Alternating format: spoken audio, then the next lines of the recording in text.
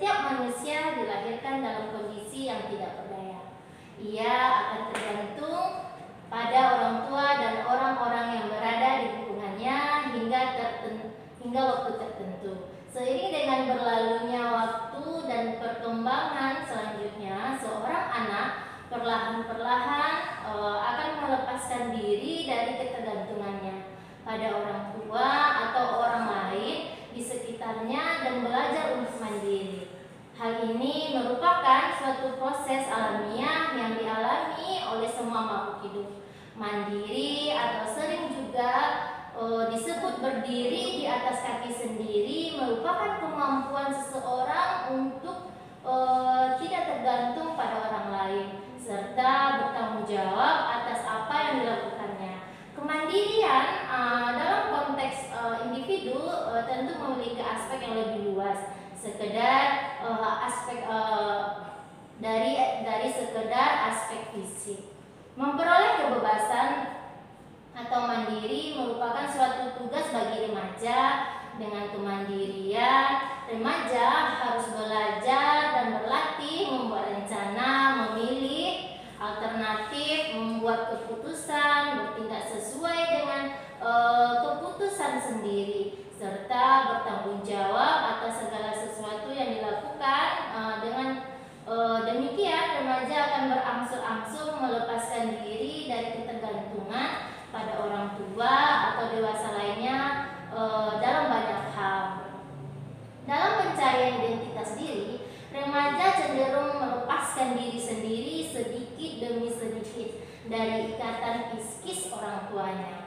Remaja mendambakan diperlakukan dan dihargai sebagai orang dewasa. Hal ini dikemukakan oleh Erikson yang menanamkan proses tersebut sebagai proses mencari identitas ego atau pencarian diri sendiri. Dalam proses ini, remaja ingin mengetahui peranan dan kedudukannya dalam lingkungan, di samping keingintahuan tentang dirinya sendiri. Suatu saat, ketika semua akan mencapai suatu titik, yaitu titik saat kita ingin jadi seseorang yang berlainan dengan orang tua kita, hal itu terkadang memang membingungkan, menyakitkan, mendebarkan, sekaligus menakutkan. Namun terkadang hal itu juga bisa membuat kita merasa bebas. Peristiwa itu merupakan hal yang biasa terjadi sebagai sebagian dari proses yang disebut pemisahan diri dalam rangka pembentukan individu yang mandiri. Untuk mencapai kemandirian diperlukan latihan sebagai bagian dari proses pematangan diri untuk tumbuh menjadi seorang dewasa. Proses menuju kemandirian ini berlangsung paling sering di masa remaja dan berakhir berbeda-beda pada setiap individu. Ada individu yang mencapai kemandirian pada masa remaja, namun ada juga yang berhasil bahkan hingga di usia dewasa. Beberapa perasaan yang biasanya muncul di sekitar tahap ini ada rasa takut, marah, rasa gembira, kekacauan identitas, dan juga kebiasaan dan juga kebahagiaan. Berbagai perasaan yang muncul akan berkurang identitasnya seiring meningkatnya kedewasaan dan kemandirian seseorang. Kelompok teman sebaya berperan penting dalam masa ini.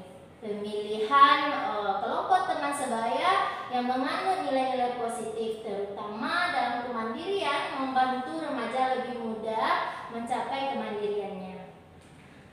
Selama fase ini, ada anak yang bisa tetap berkomunikasi secara akrab dan menyenangkan dengan orang tua mereka. Tetapi ada juga hubungan orang tua dan anak yang mengandung banyak konflik. Pengetahuan dan pemahaman orang tua mengenai fase ini membuat mereka tidak perlu merasa kehilangan perhatian ketika remaja lebih sering bersama dengan teman-temannya.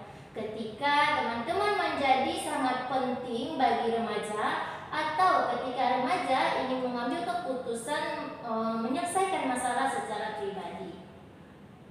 Ada juga orang tua yang terlalu bingung kalau anak mereka menunjukkan keinginan untuk menjadi individu terpisah, sehingga orang tua bertanya-tanya apa salah mereka. Mereka tidak melakukan kesalahan apapun. Semua ini adalah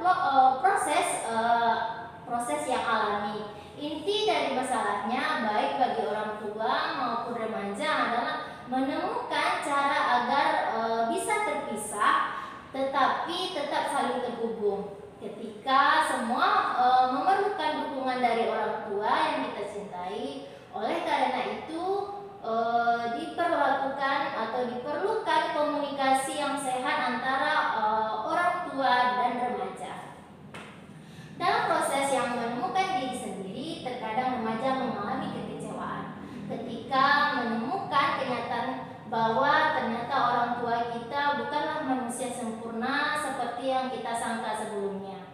Kita jadi tahu mereka ternyata juga hanya manusia biasa seperti kita. Pada awalnya kita memang perlu membiasakan diri dengan hal ini, tetapi kita juga patut merasa lega karena berarti kita hanya tinggal menjadi manusia biasa dan menemukan diri kita yang unik. Meski di jalan menuju kemandirian kita menemukan banyak duri dan batu sandungan, yakinlah bahwa ini adalah hal yang normal terjadi dan akan dapat kita lalui. Hidup adalah sebuah petualangan dan diperlukan keberanian untuk menjalaninya dengan baik. Belajar mandiri di atas kaki sendiri membantu tumbuh dewasa. Ini bukan berarti kita tidak boleh meminta bantuan orang lain. Ini hanya berarti bahwa kita mengatur hidup kita sendiri. Setelah mengenal suatu sisi dalam diri, kita bisa memilih karir yang sesuai dengan diri kita dan memikirkan jalan untuk mencapainya. Kita akan memperoleh kekuatan energi dan gairah untuk menjalani hidup. Nah, kita semua memerlukan keluarga dan dalam berbagai bentuk. Mandiri berarti belajar mendengarkan petunjuk dalam diri. Belajar mengandalkan kemampuan pribadi serta menemukan kekuatan diri. Mandiri adalah suatu keadaan di mana seorang individu bebas dari ketergantungan terhadap orang lain, mampu mengatur tingkah lakunya dan kehendak pribadinya, mampu dan berani mengambil keputusan serta bertanggung jawab terhadap apa yang dilakukannya. Poin selanjutnya yaitu tanda-tanda seseorang belum dewasa. Yang pertama yaitu kemandirian emosional dan ekonomi. Orang dewasa tidak bergantung baik secara emosional maupun ekonomi kepada orang lain. Misalnya, tidak mengalami kesedihan berkepanjangan. Tetapi orang tua pergi ke luar kota, orang yang dewasa juga mampu membiayai kebutuhannya meski tidak harus seluruhnya. Nah, yang kedua yaitu kesediaan untuk menerima tanggung jawab pribadi dan sosial. Kesediaan untuk menerima tanggung jawab pribadi dalam hal pelajaran di sekolah, pekerjaan di rumah, atau aktivitas organisasi dan lainnya. Sebagainya menunjukkan kedewasaan seseorang. Misalnya mengerjakan tugas sekolah dan belajar tanpa diingatkan orang tua, mengembangkan bakat untuk mencapai cita-cita, dan menjalani tanggung jawab sosial dengan mematuhi rambu-rambu lalu lintas di jalan raya untuk keselamatan bersama dan pengguna jalan. Nah, yang ketiga yaitu dicapainya identitas diri dan kontrol diri. Orang dewasa mengetahui siapa dirinya, apa tanggung jawabnya dan tujuan hidupnya. Ia juga mampu mengontrol diri untuk kebaikan diri dan lingkungan. Misalnya menolak melakukan seks bebas untuk kesehatan, masa depan, serta nama baik diri dan keluarga. Yang keempat yaitu cita-cita yang terarah dan sikap realistis dalam menghadapi masa depan. Orang dewasa memahami apa yang ingin dicapai dan bagaimana atau cara apa yang mungkin dilakukan untuk mencapainya. Ia juga menyadari tentang masa depan dan mempersiapkan diri untuk menghadapinya. Misalnya, era globalisasi membentuk orang untuk menguasai bahasa asing. Oleh karena itu, sejak saat ini kita mempelajari dengan ikut kursus bahasa asing. Nah, dari uraian di atas dapat disimpulkan bahwa seseorang dikatakan dewasa jika mampu bertanggung jawab, mandiri, mengontrol diri, dan mencapai cita-cita yang terarah dan realistis. Ia mampu menyatakan, mengaktualisasikan, dan mengembangkan berbagai potensi yang dipercayakan Sang Pencipta. Ia semakin semakin mengenal dan menjadi diri sendiri, menjauhkan kecenderungan suka meniru atau sekedar ikut-ikutan. Semakin kita jujur dengan diri sendiri, semakin kita menjadi otentik dan unik. Oke, sementara itu pertanda bahwa orang dikatakan belum dewasa dan kurang mandiri dalam arti sosial, psikologi, dan spiritual menurut Andreas Hareva dalam bukunya Menjadi Manusia Pembelajar adalah sebagai berikut. Yang pertama, ia masih selalu merasa ditentukan oleh orang lain atau sesuatu yang di luar dirinya. Yang kedua, ia cenderung melihat masalah pribadinya sebagai lain atau apapun yang bukan aku yang harus bertanggung jawab. Ia merasa dirinya hanya korban, tidak berdaya, dikuasai pihak lain, serta terpaksa begini, terpaksa begitu, dan seterusnya.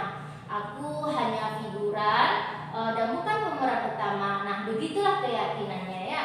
Yang ketiga, ia berusaha untuk menyenangkan semua orang lain dan tidak pernah menyatakan pendapatnya secara tegas dan santun.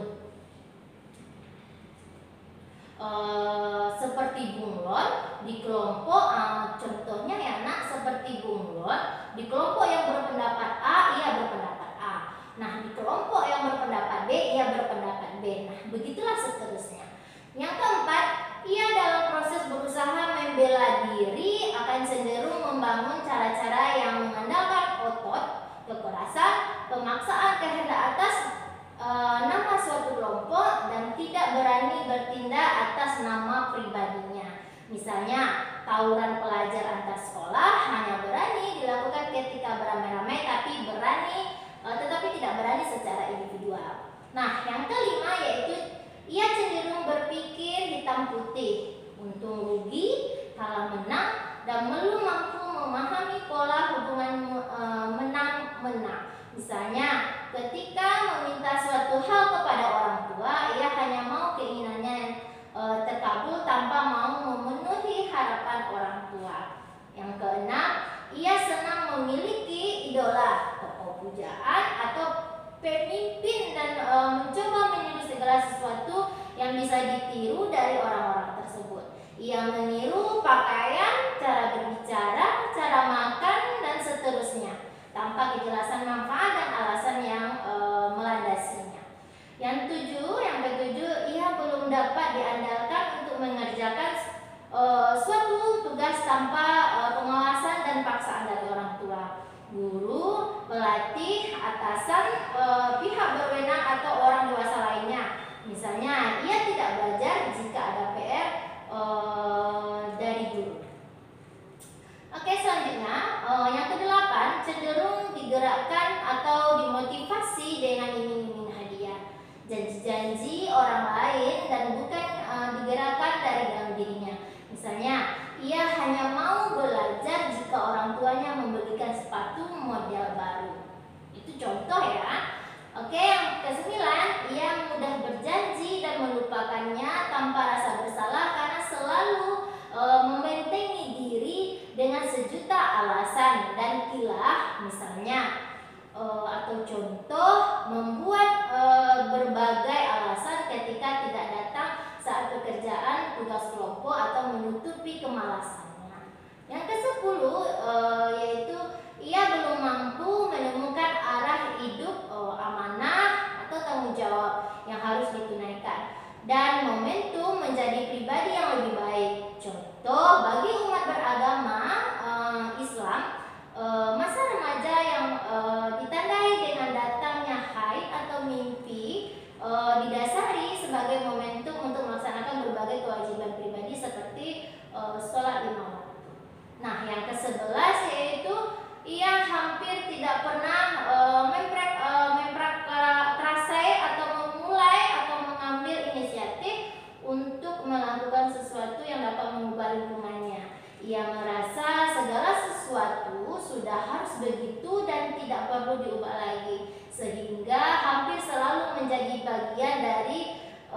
status hidupnya. Yang ke-12 yaitu ia membina hubungan atas dasar perasaan suka dan tidak suka semata, sehingga sulit membina hubungan yang stabil atas dasar komitmen.